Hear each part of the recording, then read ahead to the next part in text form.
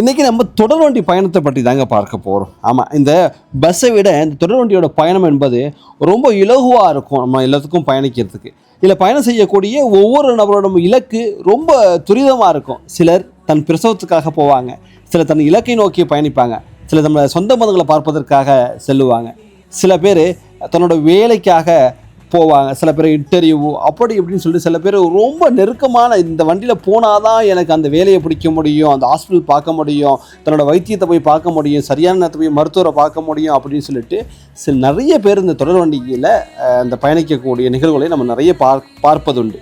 அதை போல தாங்க எல்லோரும் ஓடுவது போல் நானும் ஏதோ ஒரு இலக்கை நோக்கி அந்த ஒரு இளைஞனா ஏதாவது ஒரு இலக்கை நோக்கி ஓடுவோம், ஏதாவது நம்ம வாழ்க்கையில் அச்சீவ் பண்ணிடலாம் அப்படின்னு சொல்லிட்டு நம்மளோட இலக்கை நோக்கி நம்மளும் போயிட்டுருக்குறோம். அந்த இலக்கை இறுதியாக எப்படி நம்ம அடைவோம், எப்படி வெற்றி கொள்வோங்கிறத இறைவன் தான் தீர்மானிக்கக்கூடிய ஒரு மிகப்பெரிய ஒரு விஷயமா இருக்குது.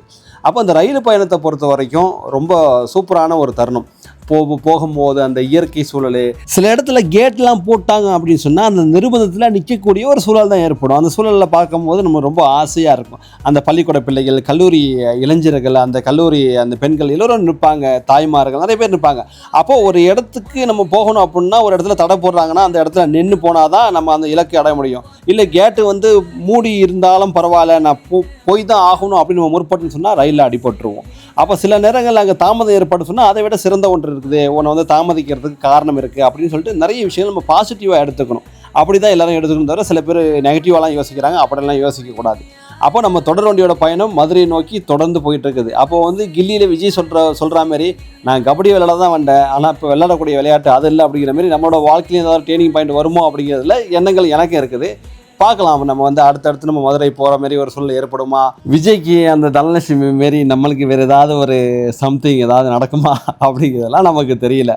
இது விளையாட்டுக்கு தான் சொல்லிட்டு இருக்கிறேன். ஒன்று எல்லாம் சீரியஸாக எடுத்து என்னோடய ஃபேமிலிக்கு, என்னோடய ஒய்ஃபுக்கெல்லாம் இந்த லிங்க் அனுப்பிவிட்டு குடும்பத்தில் குழப்பத்தை உண்டாக்கிடாதீங்க. ஆமாம், நம்ம வீடியோ என்ன ஒன்றுலாம் பார்க்குறீங்க மறக்காமல் கமெண்ட் பண்ணுங்கள்.